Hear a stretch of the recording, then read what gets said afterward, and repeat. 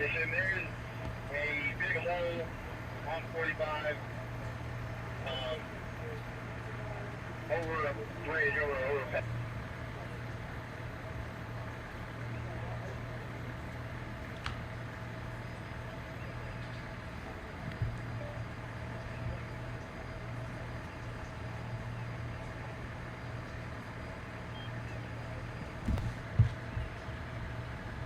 Todd out of Katie, insurance is confirmed. Can you spell that last name for me? Yeah.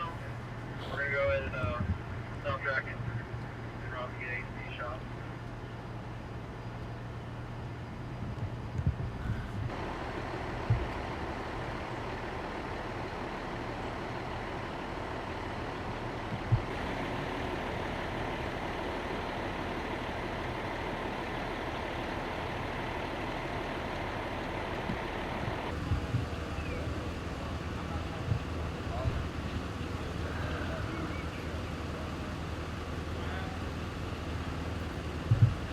Hey, how you doing, bud?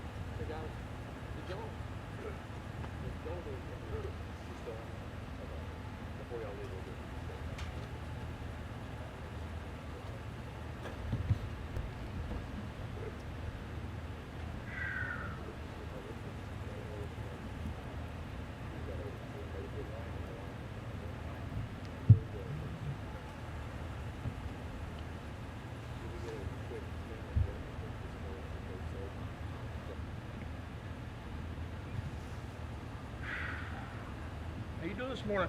Yeah, yourself? Oh, pretty good.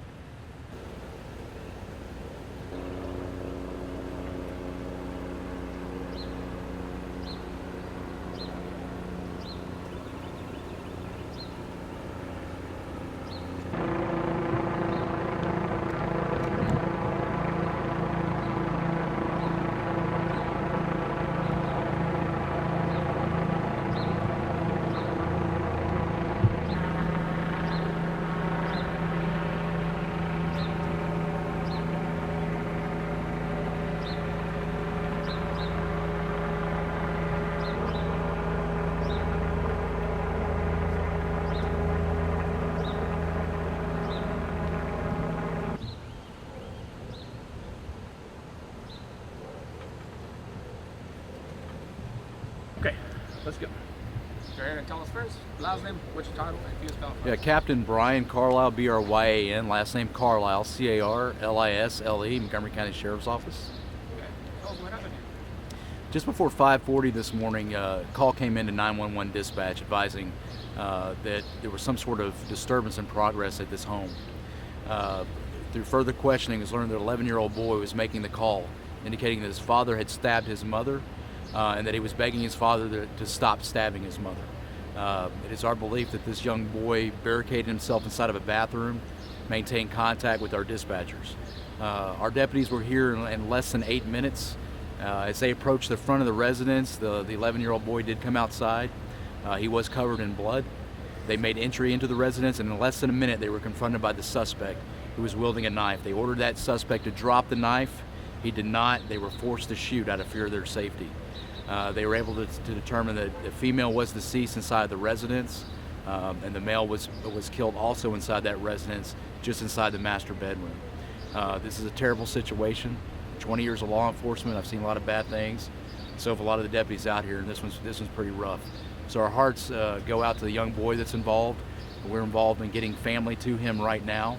Of course, our deputies have suffered a tragedy this morning, and the street right here, the people that live in this quiet, peaceful neighborhood will also have to deal with this as part of their memory from here on out. So all in all, a very bad morning here in Montgomery County. The officer's pretty shook up. How's he doing now? You know, they're doing good, but it's going to be a process. It's going to be a process. Anytime you're involved in a trauma like this, especially when it involves a child, especially when it involves violent force, there's going to be a process involved in getting these folks back to some sense of normalcy. She was cut pretty bad? You know, I didn't make the scene, only listening to the investigators involved, but it's a pretty traumatic scene inside. What can you tell us about the deputy? Tell us a little bit about his history. Both deputies have been great employees for the sheriff's office, great officers. They do their job well. Both of them been for a few years, and they did what they had to do this morning. So this was two officers that actually did the fire? That is correct. Of course, investigators are on scene determining which, if both officers did hit the suspect, but that'll be part of a lengthy investigative process. How many times the suspect got hit? Like, how many shots? Don't know at this time. There's a lot of unanswered questions as far as what transpired, and only good crime scene work will be able to determine that.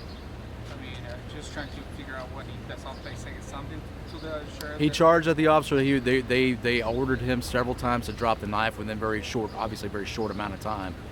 He made some sort of furtive movement. He was covered in blood, and they were forced to shoot the suspect. Now the child, was he cut at all, or was it just? Not that we're aware of. No, he had blood on him, but EMS checked him out, and he was okay. Have you guys received any previous phone calls? No, we checked all of our dispatch records, and there are no previous calls of any substance here at this residence. What can you tell us about the suspect? Do you guys know anything records or? There's no records that we have right now. Of course, crime scene is on scene, verifying the identity of that individual. And of course, that will maybe lead us to other answers to those questions. Where are we located at? 74 Chestnut Meadow, then the Carriage Hills Subdivision in Conroe, Texas. All right. Anything else? That's it. Okay, bro. Thanks. All right, thank y'all. Oh, one more question. Deputies are going to be, what's the process for them right now? They're going to be questioning and... Yeah, the deputies will, they have to go through, there's a shooting protocol. They'll have to describe what occurred, and there's a very lengthy process as part of that investigation. They'll obviously be put on some administrative leave, which is standard protocol, for them to recoup and be ready to go back to the street. Thank you. Appreciate it. Okay. Thank you, bro. You're welcome.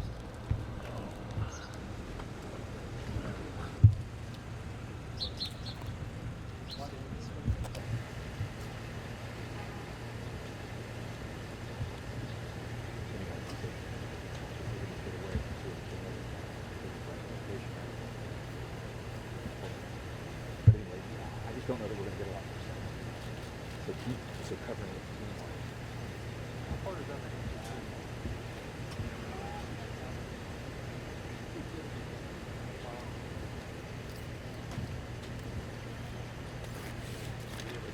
Yeah. Now hold on.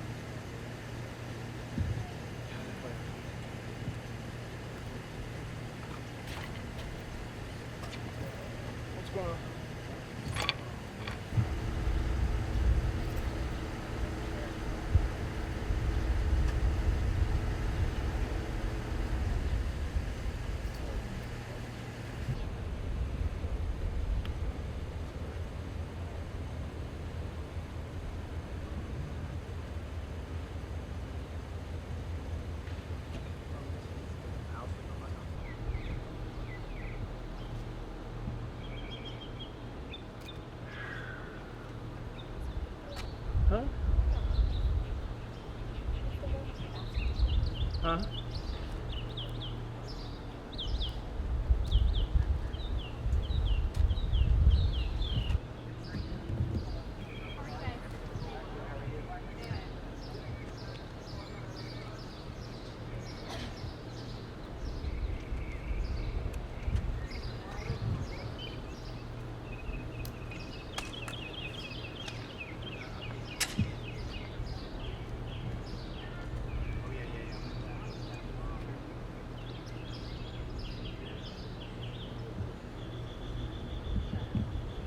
First name Brian, B-R-Y-A-N, last name Carlisle, C-A-R-L-I-S-L-E, Montgomery County Sheriff's Office. Okay, can you tell us what happened here this morning? Yeah, just before 5:40 this morning, our communications folks received a call from a young boy inside this residence behind us. The boy had indicated that his father had stabbed his mother. There was some sort of confrontation that was still going on in the background, and the little boy was able to make it to a bathroom and continue his call with 911 operators. Our deputies arrived on scene in less than 8 minutes. As they made their way to the front of the residence, they were met by the young boy who came covered in blood. They moved the boy to safety. They made entry inside the residence, at which time they were confronted by a male suspect armed with a knife. They ordered that male to drop his weapon several times. He did not. They were forced to shoot him out of fear for their lives. They found the deceased female laying on the ground inside the master bedroom. That's also where the male was confronted and shot. Obviously a terrible tragedy for everyone involved. Our hearts and minds go out to the young 11-year-old boy that is still here on scene. We have family en route to care for him. Our chaplain is on scene, giving him comfort and care right now. Obviously this is a nice area, not something that you typically see in this part of the county or in this particular type of neighborhood. And there's a lot of people on the street that will be affected by this tragedy as well. But first and foremost, our thoughts are with our deputies involved. Although we prepare ourselves every day to deal with tragedy, this is not something that you wish for. This confrontation was not precipitated by them, it was precipitated by the suspect. We don't know why he did this. We don't have any indication of any prior calls here of any substance. And they're going to have to deal with processing what occurred here. This is going to be a long road, for everybody involved, but this is a tragedy nonetheless. You said the little boy called 911. He hid in the bathroom. He met deputies. Tell us what happened once deputies arrived. Did he come running out? He met them at the front door, covered in blood. One of our deputies had a trainee with him. They assigned that trainee to that little boy, and within less than 1 minute, they were in confrontation and a shooting with the suspect. So this thing unfolded very, very quickly.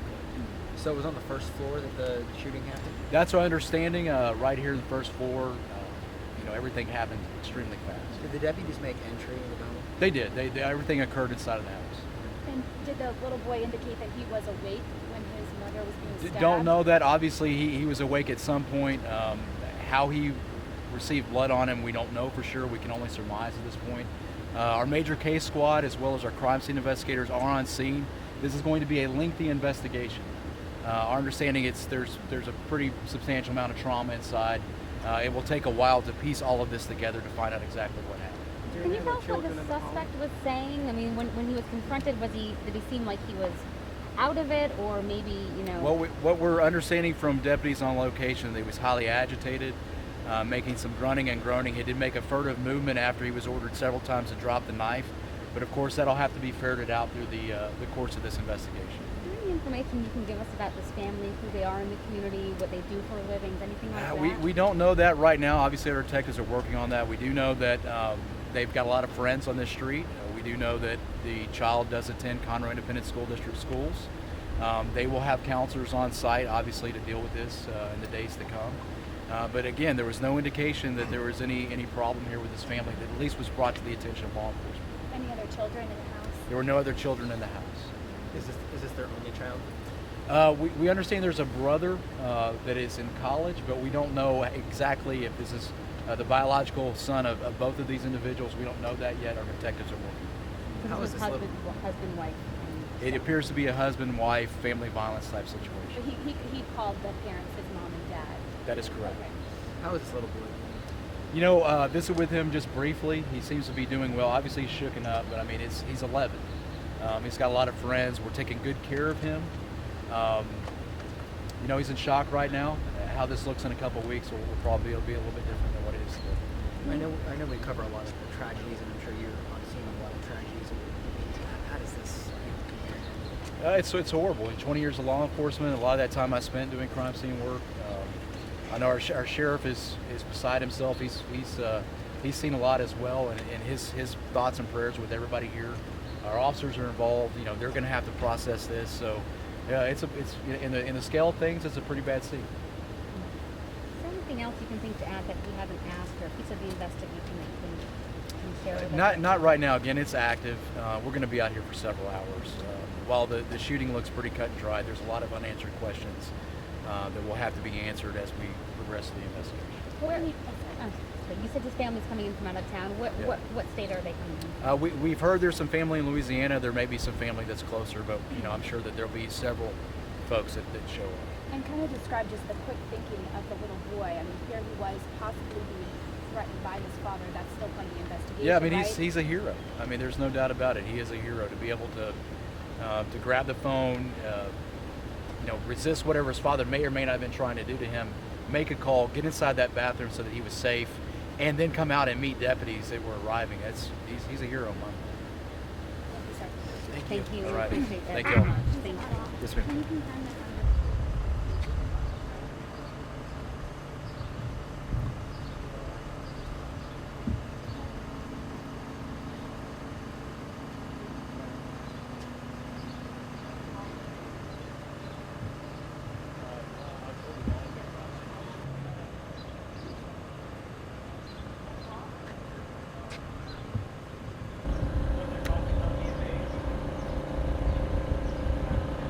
Y'all don't have the paper, right? So I have the names? Yeah, we're good. Okay. Everybody sound check good? Yes, it's on. Yes? Okay. Test. All right. Let's start with you, Jim. Yeah. Good afternoon, ladies and gentlemen. I'm Scott Spencer, Lieutenant with the Montgomery County Sheriff's Office. That's Scott, S-C-O-T-T. Spencer, S-P-E-N-C-E-R. Hold on one second. Yep. All right. We're good with that? All right. To give you an update on the incident that occurred here this afternoon, or early this morning, is the Sheriff's Office has identified the deceased male that was involved in the confrontation with the officers as as a Medger Blake, 41, black male from Conroe. Also the victim as Rose Blake, 38-year-old female from Conroe, Texas. Currently the detectives are still on the scene processing the investigation. At this time we don't have a lot of new information, although family has arrived from out of town. They have taken custody of the 11-year-old child who is with them right now. He's now being seen and interviewed by forensic specialists that deal with children to ascertain, make sure he's understanding exactly what has happened.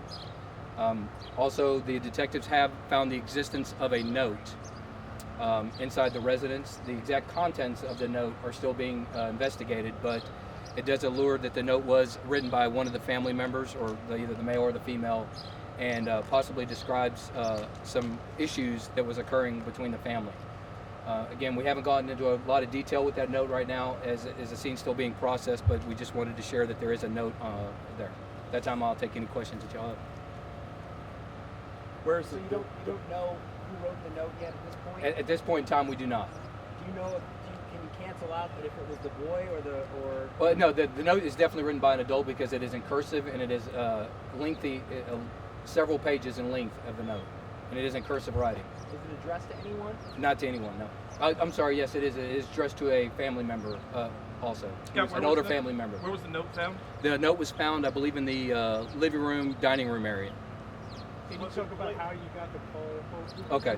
So this morning, the Sheriff's Office received a 911 call this morning in reference to a stabbing that occurred at this address. Upon arrival, the deputies were met with a 11-year-old boy who was the 911 caller, who had advised deputies that his father was stabbing his mother. When the deputies met the 11-year-old juvenile at the door, one of the trainees that was with the deputies stayed with the child while the other two deputies entered the residence. Upon entering the residence, they announced their presence as the Sheriff's Office. While securing the residence, they entered the master bedroom area. In that area, they were confronted immediately by the suspect. The suspect was yielding a knife. He was instructed multiple times to put down the weapon by the officers. The suspect refused. At that time, he lunged towards the officers, and unfortunately, they had to use deadly force to protect themselves. At that time, the EMS was called, and others were called to assist the officers with the investigation. Can you tell us who called 911? The 11-year-old called 911 and informed the 911 operators that his father had stabbed his mother. In what conditions was the 11-year-old found when deputies got here? The 11-year-old was covered in blood. Other than that, covered in blood, and obviously the traumatic event that he's been through, he has no injuries that we've seen. The letter that was left, does it appear to be almost like a suicide letter, or this is what's going to happen? It's pretty lengthy. It didn't describe the exact details of what was going to transpire, what was in there, but again, we haven't went through the entire note. It's a very lengthy note, a very long note. So it's going to take us a little while to get through that, and we have a lot of other stuff that is time-sensitive evidence-wise that we need to collect and process, but once we're able to get more information on the note, we'll definitely release that. Can you tell us the name of the boy? With intentions of here's what, or I apologize, from the little that you read. Again, I can't speculate what was all in the note. It's just there is a note that describes the aftermath of what to happen should something happen. Was it several pages? The deputies involved, any information about them? Both of the deputies that fired their firearms have been veterans here with the sheriff's office for a while. They're great officers. I personally know them. They're great, and they're truly saddened and upset about this event, not just for the family, but also for themselves being unfortunately put in this situation to do this, and also for the 11-year-old boy. That shook them up, as they're both fathers themselves, and to have a child go through something like this is very traumatic for them as well. And there are no detailed instructions about what to do if something were traumatic to happen, and also detailed problems within the relationship? I can't speculate on that, but it did detail some stuff that should happen in the aftermath. Do you know if the child saw both the stabbing and the shooting? I don't believe the child saw the shooting. Obviously, I would believe he would have heard it, but the stabbing, I can't say. He's being interviewed by forensic specialists that deal with children at our children's safe harbor, that are skilled in that. That way, they can determine exactly what he saw and what he was involved in. Lieutenant, can you tell us what type of knife it was? Was it a kitchen knife? What is it? At this time, we believe it is a kitchen knife. Yes. Do you know the boy's name? You've answered this already. Has there been have there been calls for service to this house for domestic disturbance or violence in the past? Yes, there's been no calls for service here, and neither one, the victim or the deceased, have history of with the sheriff's office. Neighbors say the boy's name is J.R. Can you tell us his name at this point? I can't release that at this time. Does the letter indicate any type of bad blood between the two? It's very lengthy, and lots of pages. So it doesn't. We haven't gotten in through all those pages yet because we're more pressing to the other evidence that needs to be processed in the scene at this time. You know what either one of them were living? We're still looking into that. We believe that there was some changes in the job that happened recently, so I don't want to say he works one place or the other, but we'll get that information for you as well, and we'll pass that along as well. Three total. Do we have any other siblings in the house? There was no other siblings. They do have an older brother that's at college, but he was not here. He's several hours away, so he wouldn't have been here anyways. Just the 11-year-old.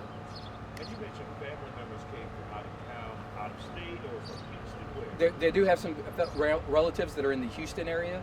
They were distant relatives, but the more immediate family is in the Louisiana area, and they actually should be in town already by now, but they're going to not come here. They're going to where the child is located. And where's the child being held? The child was taken to our safe harbor facility for interviews. Any other questions? All right, thank you for your time. Appreciate it.